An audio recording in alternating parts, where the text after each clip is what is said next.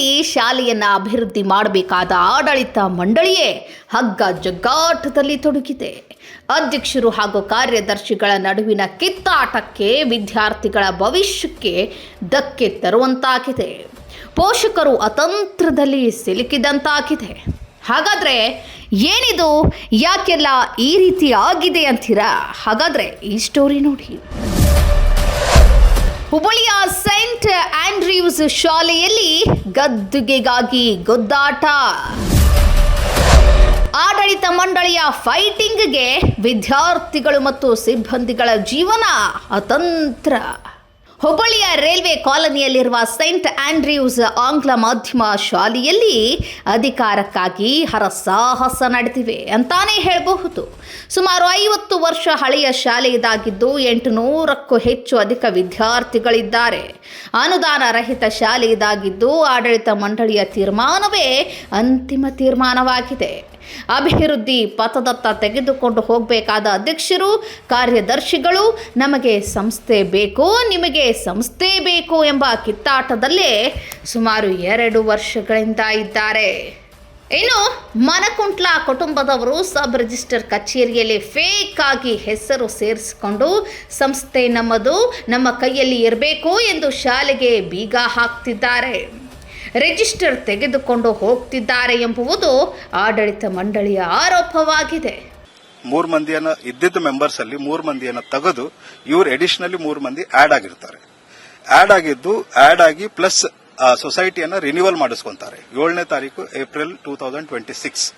ಈ renewal process ಹೇಗಿರುತ್ತೆ ಅಂದ್ರೆ there are some valid documents to be submitted to sub registrar. ಆ valid documents produce ಮಾಡಿದ್ರೆ ನಂತರನೇ ರಿನ್ಯೂವಲ್ ಆಗೋದು. ಸೊ ಇವ್ರೇನ್ ಮಾಡ್ತಾರೆ, ಆ ಡಾಕ್ಯುಮೆಂಟ್ಸ್ನೆಲ್ಲ ಫೋರ್ಸ್ ಮಾಡ್ತಾರೆ. 3 ಮಂದಿ ಇವ್ರು ಆಡ್ ಆಗ್ಬೇಕಾದ್ರೆ ಅದರಿಗಿಂತ 3 ಮಂದಿನ ತೆಗಿಬೇಕಾಗುತ್ತೆ. ಸೊ ಆ ರೆಸಿಗ್ನೇಷನ್ ಲೆಟರ್ಸ್ ಎಲ್ಲ ಸಿಗ್ನೇಚರ್ಸ್ ಏನ್ ಮಾಡಿದ್ರೆ ಫೋರ್ಸ್ ಮಾಡಿದ್ದಾರೆ. ಸೊ ಆಕ್ಚುಯಲ್ ಪರ್ಸನ್ಸ್ ಅನ್ನ ಏನ್ ತೆಗೆದಿದ್ದಾರೆ ಅವ್ರು ಸೈನ್ ಮಾಡಿದ ಕಾಪಿ ಅಲ್ಲ ಅದು. ಸೊ ಅದನ್ನ ಅವರು ಹಚ್ಚಿ ಪ್ಲಸ್ ಆಡಿಟ್ ರಿಪೋರ್ಟ್ ಒಂದು ಕೊಡಬೇಕಾಗುತ್ತೆ. ಸೊ ಆಡಿಟ್ ರಿಪೋರ್ಟ್ ನಾವು ಲಾಸ್ಟ್ ಇಯರ್ ಕೊಟ್ಟಿರ್ತೀವಿ ಸಬ್ ರಿಜಿಸ್ಟರ್ ಆಫೀಸ್ಗೆ, ಅದನ್ನ ಅವ್ರು ತಗೊಂಡು ಎಡಿಟ್ ಮಾಡಿ ಇಯರ್ ಚೇಂಜ್ ಮಾಡಿ ಅದನ್ನ ಮತ್ತೆ ರೀಪ್ರೊಡ್ಯೂಸ್ ಮಾಡ್ತಾರೆ. ಸೊ ಇದು ಆಯ್ತು.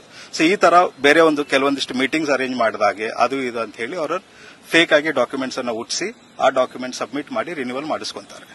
ಸೊ ರಿನ್ಯೂವಲ್ ಮಾಡಿಸ್ಕೊಂಡ ನಂತರ ಈಗ ಅವರೇ ಓನರ್ಸ್, ಈಗ ಅವರೇ ಎಲ್ಲ ಅಂತ ಹೇಳಿ ಅವರು ಪ್ರಿಟೆಂಡ್ ಮಾಡಿ ಮಾಡ್ತಾ ಇದ್ದಾರೆ. ಸೊ ಇದಕ್ಕೆ ನಾವು ಕಾನೂನು ರೀತಿಯಿಂದ ನಾವೆಲ್ಲ ಪ್ರೊಸೆಸ್ ಮಾಡಿದೀವಿ.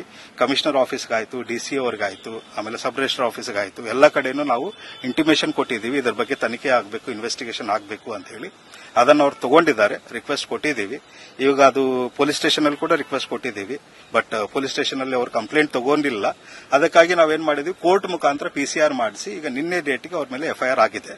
ಆಮೇಲೆ ಹಾನರೇಬಲ್ ಹೈಕೋರ್ಟ್ ಧಾರವಾಡದಿಂದ ಕೂಡ ಅವ್ರು ಮಾಡಿರುವಂತಹ 7ನೇ ತಾರೀಕಿದ್ದು ಏನು ರಿನ್ಯೂವಲ್ ಕಾಪಿ ಇದೆ ಅದರ ಮೇಲೆ ಸ್ಟೇ ಕೊಟ್ಟಿದೆ.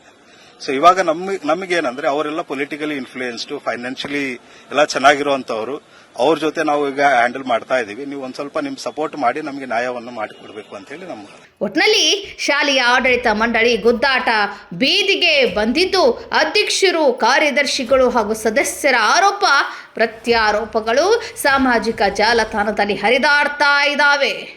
ಇವರೆಲ್ಲರ ಕಚ್ಚಾಟದಿಂದ ವಿದ್ಯಾರ್ಥಿಗಳ ಭವಿಷ್ಯ ಅತಂತ್ರವಾಗುವ ಹಂತಕ್ಕೆ ತಲುಪಿದೆ. ಇದರಿಂದ ಮಕ್ಕಳನ್ನ ಶಾಲೆಗೆ ಸೇರಿಸಿದ ಪೋಷಕರ ನಡುವೆ ಆತಂಕ ಮನೆ ಮಾಡಿದೆ. Special bureau, news 88 Karnataka, Hubballi.